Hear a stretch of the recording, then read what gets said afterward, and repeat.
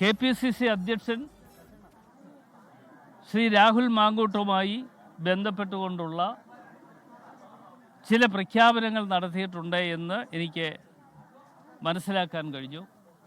ആ പ്രഖ്യാപനം തീർച്ചയായിട്ടും പാർട്ടിയുടെ ഒരു തീരുമാനമെന്നുള്ള നിലയിൽ ഞങ്ങൾ എല്ലാവരും അതിനെ സ്വീകരിക്കുന്നുണ്ട്.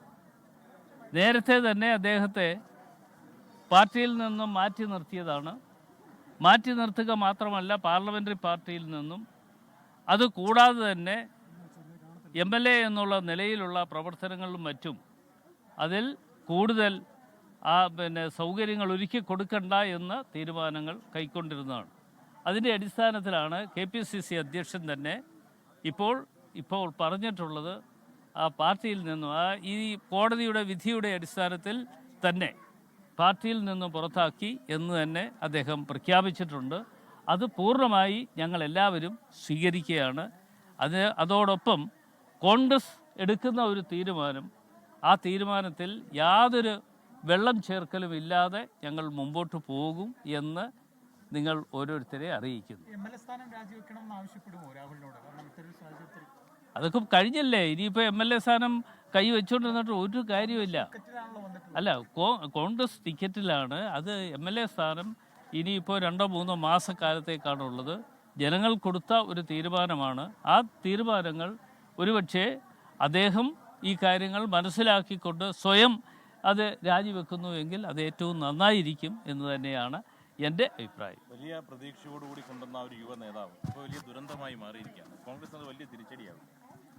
അല്ല, അത് സ്വാഭാവികമായി ഇപ്പോൾ കോൺഗ്രസിനെ സംബന്ധിച്ച് നിങ്ങളിതൊക്കെ പറയുമ്പോഴും ഒരു ഭാഗത്ത് കോൺഗ്രസിൻ്റെ കാര്യങ്ങൾ മാത്രം നിങ്ങൾ കാണുന്നു, മറുഭാഗത്തുള്ള കാര്യങ്ങളെക്കുറിച്ച് നിങ്ങൾ ആരും ചിന്തിക്കുന്നില്ല എന്നുള്ളത് ഒരു പ്രധാനപ്പെട്ട വിഷയമാണ്.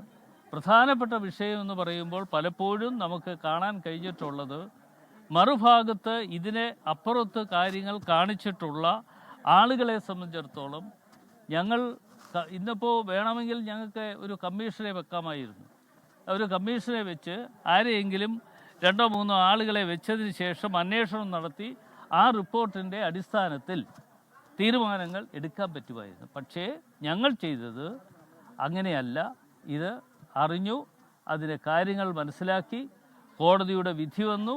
കോടതിയുടെ വിധി വന്നപ്പോൾ തന്നെ ഞങ്ങളുടെ അധ്യക്ഷൻ KPCCയുടെ പ്രസിഡന്റ് ശ്രീ സണ്ണി ജോസഫ് എടുത്ത ഒരു തീരുമാനം ഞങ്ങൾ എല്ലാവരും അംഗീകരിക്കുന്നുണ്ട്. കഴിഞ്ഞ ദിവസമേ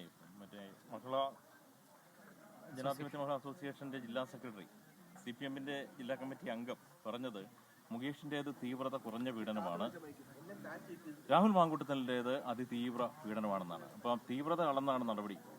അല്ല, ഈ തീവ്രത എങ്ങനെയാണ് അളക്കുന്നത് എന്ന് അവരോട് ചോദിച്ചാലേ അറിയുള്ളൂ. അവരല്ലേ ഇതിൻ്റെ ആളുകൾ. തീവ്രത ഏത് തരത്തിലാണ് എന്ന് അനുഭവിച്ചറിഞ്ഞിട്ടുള്ള ആളുകൾക്കേ ഇതൊക്കെ പറയാൻ പറ്റത്തുള്ളൂ. ആ തീവ്രത അനുഭവിച്ചറിഞ്ഞിട്ടുള്ള ആളുകൾ ഇതുപോലെയുള്ള പ്രഖ്യാപനങ്ങൾ ഇനിയും പലയിടത്തും നടത്തും എന്ന് തന്നെ ഞാൻ കരുതുന്നുണ്ട്. ഇവിടെ മാത്രമല്ല, മറ്റു പലയിടത്തും ഉണ്ട്. ഇതേപോലെ തന്നെ നമ്മുടെ വൈപ്പിനിൽ നടന്ന സംഭവം നിങ്ങൾ ഓർക്കുന്നുണ്ടാകും. ലോകത്തെവിടെയായാലും ഏത് സമയത്തും 24 വാർത്തകളും ഓഗ്മെന്റഡ് റിയാലിറ്റി പാക്കേജുകളും എക്സ്പ്ലെയിനറുകളും വിശദമായി കാണാൻ ഞങ്ങളുടെ YouTube ചാനൽ നിങ്ങൾക്ക് സബ്സ്ക്രൈബ് ചെയ്യാം.